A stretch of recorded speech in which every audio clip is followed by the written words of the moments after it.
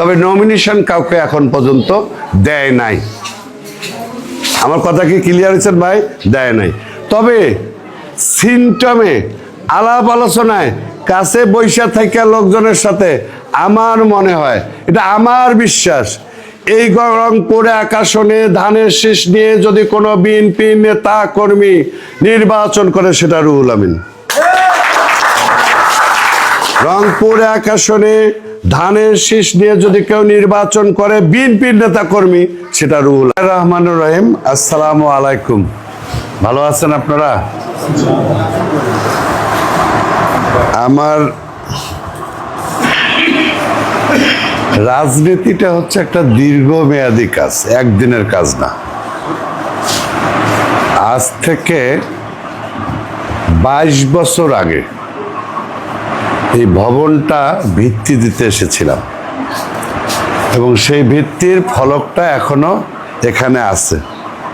আমি ওরা একটু ডাকে নিয়ে আসলাম যে মুই যদি বক্তব্য দেওয়ার সময় কিছু ভুল কথা কয় তোমার পরে উল্লা ঠিক করে দেবে। 22 বছর ধরে মাথায় একটা চিন্তা ছিল যে যদি কোনোদিন আল্লাহ তৌফিক দেয় তাহলে ইলেকশন করব। আমার কথা বোঝা গেছে? 22টা বছর নয়, আমি যখন ছাত্র জীবনে ছিলাম, হলে ছিলাম, আমার বিশ্বাস আমার কাছে রংপুর এলাকার কোনো লোক গিয়া সিট পায় না এমন কোনো লোক নেই। আর আসে আয় উঠ বিছনাতে বস হইবে জায়গা। এটাই হচ্ছে আমাদের জীবন। এখন এই বিল্ডিংটা কিভাবে হইলো একটু কথা বলি, আপনারা কি শুনবেন? নামাজের সমস্যা নাই, কারণ আমরা সবাই একসাথে যা নামাজ পড়বো, আমাদের কাজী সাহেব বলছে, অতএব সমস্যা নেই।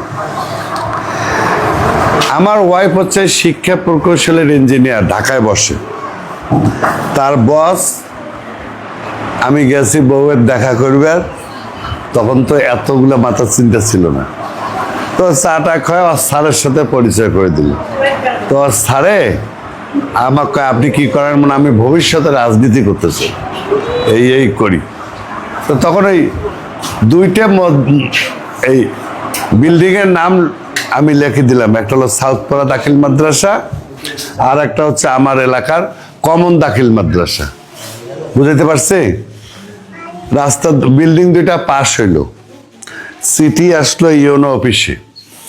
আমাদের মোকাররম হোসেন সুজন তখন আলম বিদিতরের চেয়ারম্যান, এখানকার চেয়ারম্যান কি মনে নেই, ওর নামটা মনে আছে। ওরা থানায় সমন্বয় কমিটির মিটিংয়ে বসলো, এমপি রাঙ্গা ভাই চেয়ারে, ইউনো সাহেব চেয়ারে, চেয়ারম্যান সাহেবরা চেয়ারে। রাঙ্গা সাহেবের থাকে না, এমপির সাথে তো কিছু লোক থাকে, একজনে তারে বা কে বুদ্ধি দিল বা মমিন চেয়ারম্যানেরা দিল আমি জানি না, যে তোমরা এমপি বাঁচি থাকতে রুহুল আমিন কিভাবে এখানে দুইটা বিল্ডিং করে দেয়, বুঝছেন? তখন থানার সমন্বয় কমিটির মিটিংয়ে রেজুলেশন হইল এই বিল্ডিংটা বাতিল করতে হবে, কমন দাখিল মাদ্রাসা বাতিল করতে হবে। মশিউর রহমান রাঙ্গা তার এলাকার কোথাকার দেবে, সে অন্য প্রতিষ্ঠান দেবে, এটা হবে না। ইউনো সাহেব স্বাক্ষর করলো। রাঙ্গা সাহেব এখান থেকে ঢাকা যাওয়া বললো যে আমি ঢাকায় গিয়ে এটা চেঞ্জ করে দেবো। তো মোরও তো দুই একটা লোক আছে, আসাদুল্লাহ করে তখন সাক্ষী, এবারে তো লোক ফোন করে ভাইজান সে বোধ হয় চেঞ্জ হয়ে যাবে। উনি একটা ডিও দিল চিঠি, এই মাদ্রাসাটা চেঞ্জ করার জন্য ডিও দিল। তা আমি যে তখন হলো জাহিদ সাহেব হচ্ছে চিফ ইঞ্জিনিয়ার, জাহিদ সাহেব হলো চিফ ইঞ্জিনিয়ার। তো জাহিদ সাহেব দিনাজপুরের লোক, ইঞ্জিনিয়ারদের সাথে মোট তখন থেকে খাতির। কেমনে খাতির? মুইও তো একটা তরিকা মানুষ, যেমন একটা তরিকা মানে আমার ইউসুফ আলী হুজুরের, ইউসুফ আলী ফুপা, আমার না ফুপা কই ডাকি না, আর পিস সাহেবের কথা কম আর কি। এটাকার লোক কিন্তু আমার কায় মুরিদ নয়। ওরে আল্লাহ, গাড়া গ্রাম দেখো তার বিশাল মুরিদ, কি সত্য না মিথ্যা ভাই? যার সাথে যার খাতির, হ্যাঁ, যার বলে যারে লাগে ভালো। তো মুইও তুইন সাহেবের সাথে খুব খাতির, ম্যাডামের ভাগ্না, উনি আবার ইঞ্জিনিয়ারদের নেতা। খালেদা জিয়ার ভাগ্না, মুই ম্যাডাম কইলে তো অনেকে বুঝবে না, খালেদা জিয়া আগের যে প্রধানমন্ত্রী তার ভাগ্না। তো ওই সুবাদে ওই ইঞ্জিনিয়ারদের সাথে মোর খাতিরটা, মুই যা চিফ ইঞ্জিনিয়ার করে মনে ভাই একটা কথা আছে। কি কথা? না, আমার যে বিল্ডিং দুইটা দিয়েছিলেন, তা এখন এমপি সাহেব তো এটা বাতিল করবে। কেমনে বাতিল করবে? তো উনি মিটিংয়ে কথা দিয়ে আসছে। কারে বোকা আমি দেখতেছি। তো রাঙ্গা সাহেব আর ওই ইঞ্জিনিয়ারে ফোন করে নাই। রাঙ্গা ভাইরা করতো কি রাজনীতিটা, ওনারা যমুনা নদীর এই পাশে জাতীয় পার্টি করতো, আর ঢাকা যা মানে বিএনপি যখন ক্ষমতা তখনকার কথা কই, ঢাকায় যায় বিএনপির লোকের সাথে বেড়াইতো, বলতো যে আরে ভাই ওটা কোনো নাঙ্গল না বলে এমপি হওয়ার পাক না, মুই তো বিএনপির এলো। জিনিসটা বুঝছেন? এখনো রাঙ্গা সাহেবকে শেল্টার দেয় রংপুরের 2-3টা নেতা আছে, মাসে মাসে পয়সা নেয়, হয়তো আবার বিএনপির লোক ছিল। জিনিসটা বোঝেন কিন্তু, কারণ আমি কিন্তু একটু বুঝি জিনিসগুলা। এই বৃহত্তর রংপুর এলাকার লোক রাঙ্গার কাছ থেকে মাসও হারা নেয়, মাসে মাসে টাকা নেয়। মশিউর রহমান রাঙ্গাকে পুলিশ ধরতে যায় না, ওই যে টাকা পয়সা দেয় আমার নেতা, আমারে বিএনপির নেতা। তা এখন ওখানে যে সে ম্যাডামের সেই প্রধানমন্ত্রীর রাজনৈতিক সচিব ছিল হারিস চৌধুরী। হারিস চৌধুরীকে যা বলছে, হারিস চৌধুরীর সাথে কিন্তু তার ব্যবসায়িক একটা ভালো সম্পর্ক ছিল বইলা হারিস চৌধুরী ফোন দিয়েছে চিফ ইঞ্জিনিয়ারকে। তা জাহিদ সাহেব বলছে, যেহেতু আমি আগে শিখিয়ে দিছি, কয় স্যার আপনি বললেন আমি মাদ্রাসা আজকে ক্যান্সেল করে দেবো, কিন্তু কন্ডিশন হচ্ছে সারা বাংলাদেশে 200 মাদ্রাসার 200 বাতিল হবে।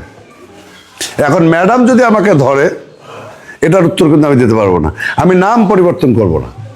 যদি বলেন আমি 200 বাতিল করে দিই, ঠিক আছে?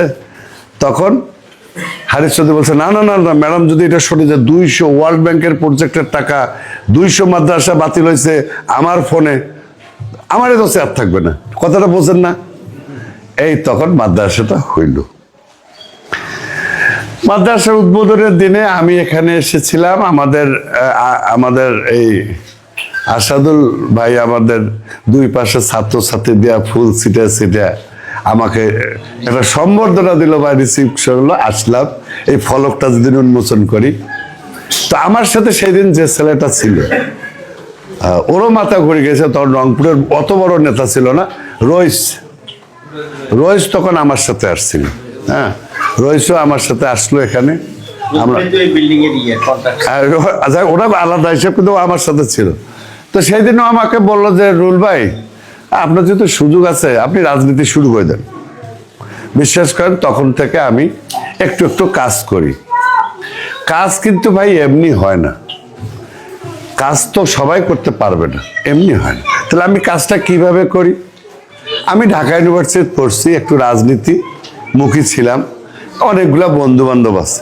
এরপরে কর্মজীবনে আমি ইউনিভার্সিটিতে পড়াইছি, বিদেশে পড়াইছি, মানে আমি একটু ডিজাস্টারের উপরে মাস্টার, বড় মাস্টার, বুঝেন না?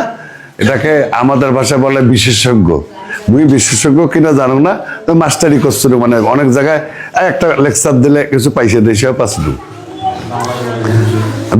দুর্যোগের উপরে, বুঝছেন? ওই যে নদীর ভাঙ্গা বাঁচা যায় কেমনে, ঘূর্ণিঝড় হাতে মানুষের জীবন কেমনে বাঁচে, ভূমিকম্প হলে মানুষকে কিভাবে উদ্ধার করতে হবে, এগুলো আমরা একটা প্ল্যানিং করি, আমরা মানুষকে শেখাই। যাই হোক, কথাটা অন্যদিকে গেছে। তো তার পরবর্তীতে এই যে এখনকার অবস্থাটা কি? এখনকার অবস্থাটা হলো যে আমি যখন এবারে মাথা বান্ধি ভোট করবার চাইলাম, একটু নামলাম, যে মাঠত আসছি, লিফলেট বানাইছি, অনেকদিন ধরে ওয়াজ মাহফিল করি বেড়াইতেছি, 2টা লোক ডাকলে যাইতেছি। তো তখন বললো এখনো তো কিছু কাজ করা দরকার। কিন্তু ভাই বিশ্বাস করেন, আমরা কি ক্ষমতায় আসছি? আসিনি। তাহলে কাজটা কেমন করে? ওই যে বললাম আবার তুহিন ভাই এখন ইঞ্জিনিয়ারদের নেতা আবার হয়েছে বাংলাদেশে।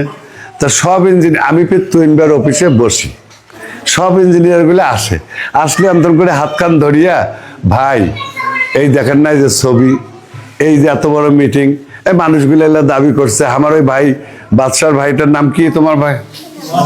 হ্যাঁ, এই যে মহসিন ভাই যে দাবি করেন, আমার কিন্তু ভিডিও করে নিছি, এখানে জায়গায় কাটিয়ে ফিরে আমাকে দেখামো। ওই যে এখানে রাস্তা ধরলে কইলে বলে ওই এলাকার লোকগুলো ভোট দেবে, মুই তো ভোট করে ভাই দেখা যায় কিনা রাস্তাটা দেখেন, এইরকম ব্যাপার না ভাই? ব্যাপার এইভাবে অনুরোধ করে নেওয়া লাগে। আমি তো এমপিও না, মন্ত্রীও। সৌভাগ্য হলো আমার যে আমি 1 থেকে 6 কি কাজ করছি, এটা আপনারা এই একটু চোখে দেখলেন।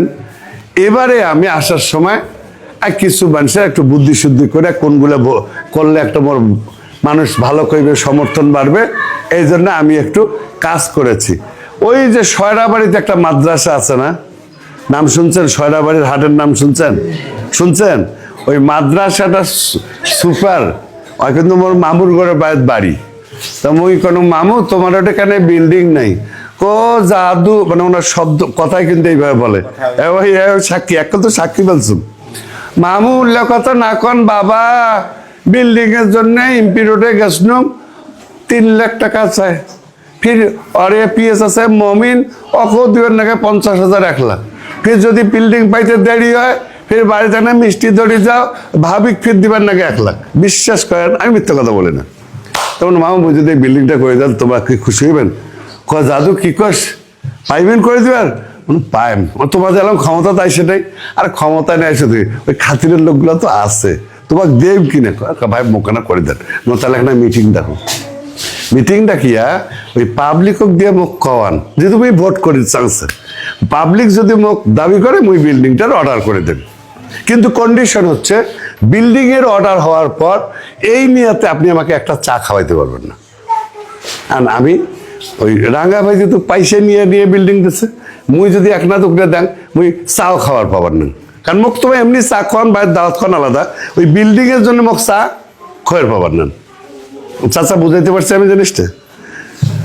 ঢাকা গেলুম, মোর বউ তো ওই অফিসত বইসে লাইন ঘাট করিয়া করতে করতে খুঁজতে খুঁজতে রংপুরের এই ইঞ্জিনিয়ার অফিসটা চেনেন? শিক্ষা অফিস চেনেন?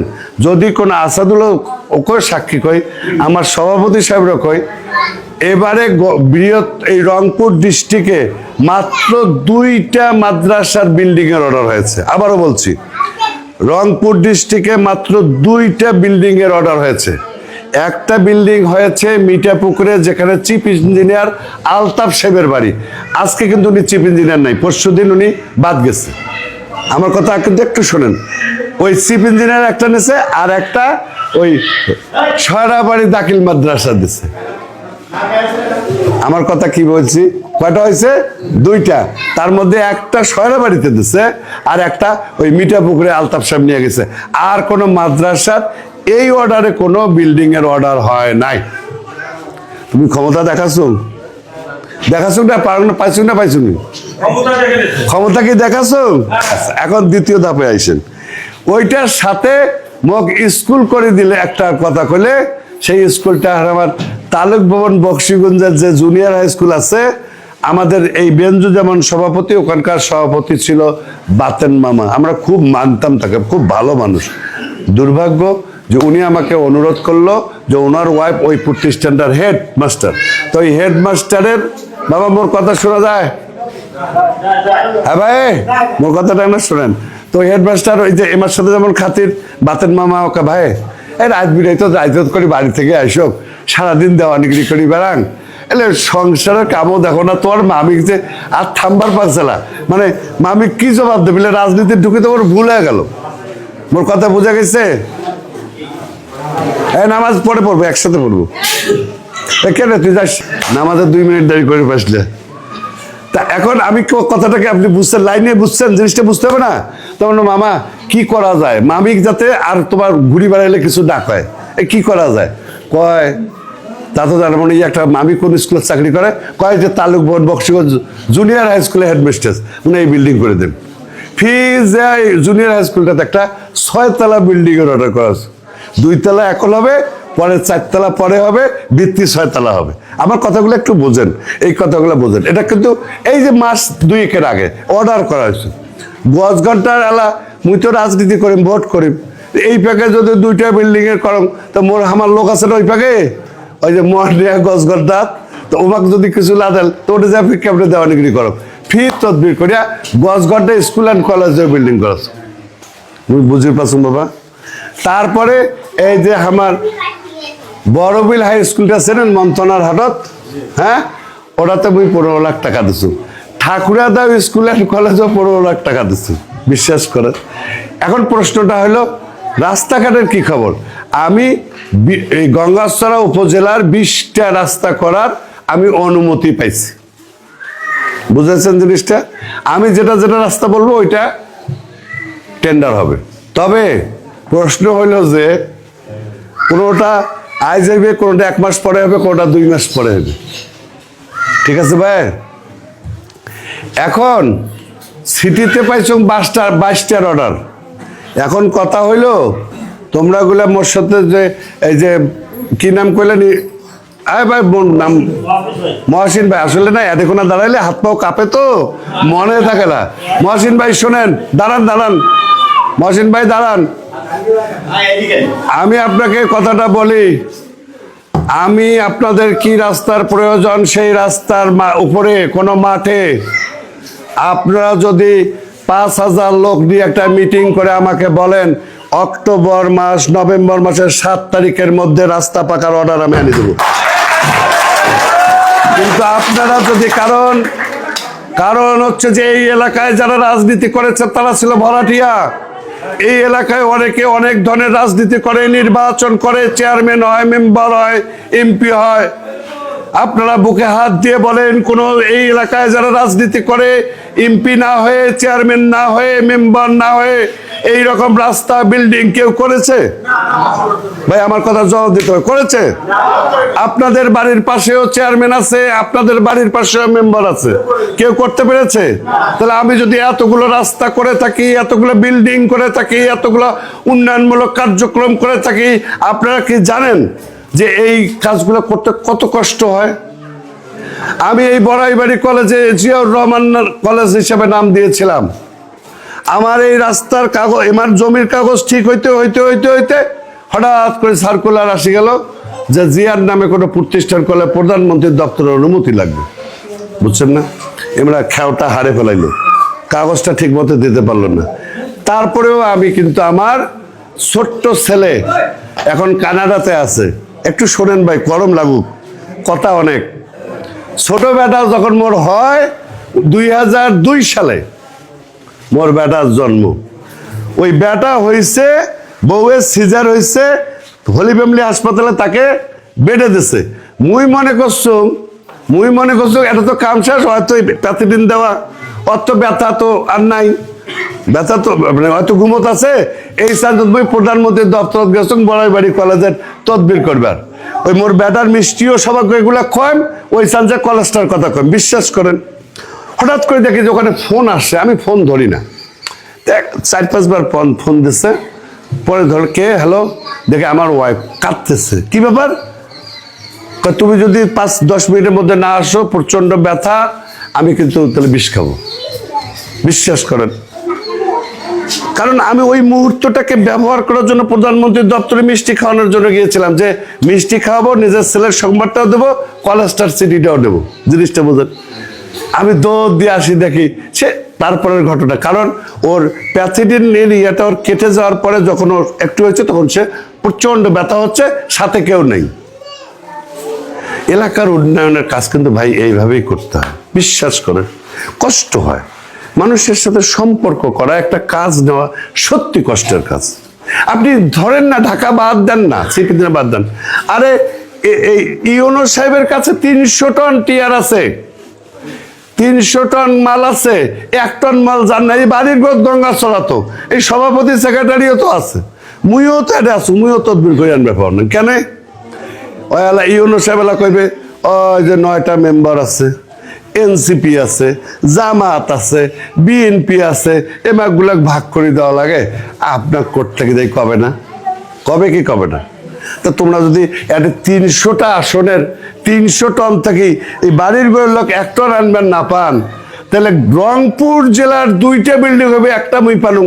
এটা কত কষ্ট আছে, কষ্ট হয় কি কয়টা বলেন? আমি কিন্তু এই কষ্টগুলো করেছি, করে যাচ্ছি। আমি আপনাদেরকে কথা দিচ্ছি, যেহেতু আমি এমপি না হয়েও এই যে অনেকগুলো রাস্তা করেছি, এমপি না হয়েও এই যে বিল্ডিং এর নিচে দাঁড়িয়ে আপনাদের সামনে কথা বলতেছি, সেই বিল্ডিংটা করার পেছনের ইতিহাস আপনাদের কাছে ব্যাখ্যা দিয়েছি। অতএব আমার সেই দুঃখ, আমার সেই প্রত্যাশা, আমার সেই আশা, সেটা যদি আপনারা উপলব্ধি করেন এবং আগামী দিনে যদি আপনারা এলাকার এই কাজগুলো সঠিকভাবে করতে চান, বিশ্বাস করেন আমার একটু দরকার আছে, কারণ আমি এই জায়গাটাতে অনেক দিন ধরে চাকরি করেছি, অনেক দিন ধরে এই কাজটা করি। আমার এই কথাগুলো ভিডিও রেকর্ড হয়েছে, কোথাও যদি ভুল হয় সেটার জবাবও কিন্তু একদিন আমাকে দিতে হবে, আর তা যদি না হয় মহান আল্লাহর কাছে আমাকে কিন্তু জবাব দিতে হবে।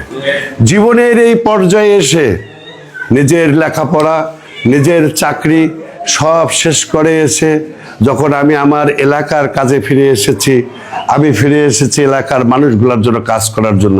বিশ্বাস করেন, আমি এলাকার মানুষগুলোর জন্য কাজ করতে চাই। আমি জানি যে আপনারা নিজের বাড়ি ঘরের জন্য কিছু চান না, আপনারা চান আপনাদের সন্তান যে বিদ্যালয়টাতে পড়ালেখা করবে সেটা যদি একটা সুন্দর বিদ্যালয় হয়, যেখানে পড়লে তার মনটা বড় হবে, সে একটা ভালো মানুষ হবে। আপনারা চান আপনার বাড়ির পাশে যে রাস্তাটা, সেই রাস্তাটা একটু পাকা হবে, আপনি আপনার আত্মীয় স্বজন আসবে, বিভিন্ন লোকজন আসবে, আপনারা বলবেন পাকা বাড়ির পাশে বাড়ি। এই তো কথা বাবা, হ্যাঁ এই তো কথা, এইটাই তো কথা। আপনারা তো বড় কিছু চান না, কিন্তু আমাদের এই দেশে একটা গরিব দেশ, একটা কথায় কথা বলে কয় না, 1945 সালে দ্বিতীয় বিশ্বযুদ্ধ হয়েছে। দ্বিতীয় বিশ্বযুদ্ধের পরে 1950 সালে ওয়াশিংটন থেকে নিউ ইয়র্ক একটা তারা রাস্তা তৈরি করেছে, যে রাস্তাটার পূর্ণাঙ্গ ব্যবহার শুরু হবে 2050 সালে। অর্থাৎ এখনো ওই রাস্তা এত বড় যে ওই পরিমাণ গাড়ি এখনো আমেরিকায় চলাচল করে না। ওরা হলো ধনী দেশ, আর আমরা ঘরের পাশ দিয়ে একটা 10 ফুট রাস্তা করব যাতে এনে ভালোভাবে চলাচল করা যায়। আমরা তো গরিব দেশ। এই গরিব দেশে আমাদেরকে যদি কোনো দিন কারোর কাছে যে একটু চাইতে হয়, খুব কষ্ট করে চাইতে হয় না। আমি বক্তব্য বাড়াচ্ছি না, আমি শুধু এই মুরব্বী চাচাকে উদাহরণ দিয়ে একটা ছোট্ট কথা বলতে চাই, আপনাকে শুনবেন। মনে করেন চাচা, আমি আমার গরিব বলতেছি না, মনে করেন চাচা একটু স্বল্প আয়ের লোক, কম আয়ের লোক, ওনার 8টা বাচ্চা। যেমন আমরা 8 ভাই বোন, তা আগের লোকের কিন্তু একটা সহসরও বেশি থাকে নয়, এলাকার মানুষ কম করে। 8টা বাচ্চা বাড়ির, তা হাট যাবার বেড়াইছে। হাট যাওয়ার সময় ওই ছোট্ট ছকনা দুধ দিয়ে আসিয়া বাপের কোলার তুপলো, উঠিয়া এপাশের গালে চুমা, ওপাশের গালে চুমা, কপালে চুমা দিয়া কয়েছে, আব্বা আমার জন্য একটা বড় একটা চকলেট নিয়ে আসেন তো। কয় না ভাই, সরকার কয় না। এখন উনি বাকি 7টা যে বাচ্চা আছে তারাও কিন্তু তার ঔরজ্জার সন্তান, ঘরে যে স্ত্রী আছে সেও তার প্রিয়তমা স্ত্রী।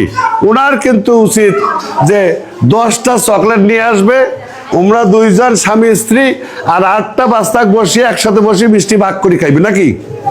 পকেটের টাকা দেখে 10টার বেশি নাই, তাহলে কি করবে? বাবা এতলে তো করা যাবে না, 1 মাস চকলেট কিনবে, কিনিয়া বাড়ি আসিয়ে বাজার কোনা থুইয়া ওই বাচ্চাটা কোলে নিয়ে রাস্তায় নিয়ে যাবে, যা বলবে যে বাবারে পকেটত পয়সা আসলো না, সবার জন্য কিনির পাক নাই, এই চকলেট কোনা তুই খা। কিন্তু তোর ভাইয়ের ঘরে কইস না, কইলে কান দিবে। কথাটা সত্য না মিথ্যা? সত্য। তাহলে আমাদের যে গরিব দেশে একটা রাস্তা, একটা বিল্ডিং নেওয়া একটু কষ্টকর।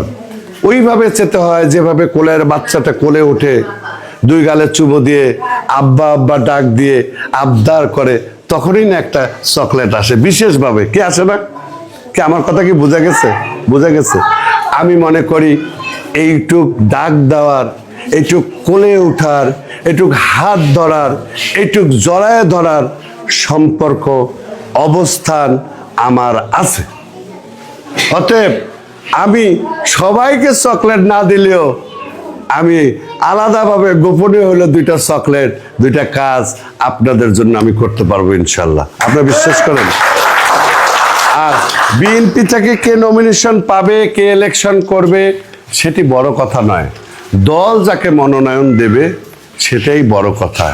দলের হেড হচ্ছে আমাদের তারেক রহমান, যিনি 31 দফা ঘোষণা করেছে, যিনি বলেছে যে আমাদের নির্বাচনী ইস্তেহারে আসতেছে সামনে মহিলাদের জন্য বিশেষ ব্যাংক, যেখানে মহিলারা যাবে, যেখানে মহিলারা স্বল্প ঋণে, স্বল্প সুদে ঋণ পাবে।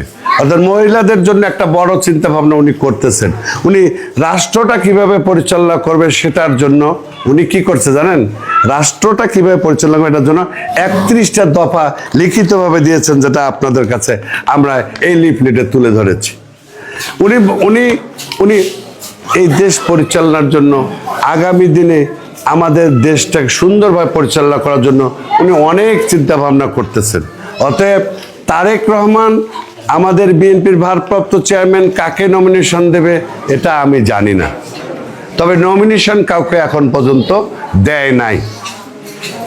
আমার কথা কি ক্লিয়ার হয়েছেন ভাই? দেয় নাই। তবে সিমটমে আলাপ আলোচনায় কাছে বৈশা থাকা লোকজনের সাথে আমার মনে হয়, এটা আমার বিশ্বাস, এই রংপুর এক আসনে ধানের শীষ নিয়ে যদি কোনো বিএনপি নেতা কর্মী নির্বাচন করে সেটা রুহুল আমিন।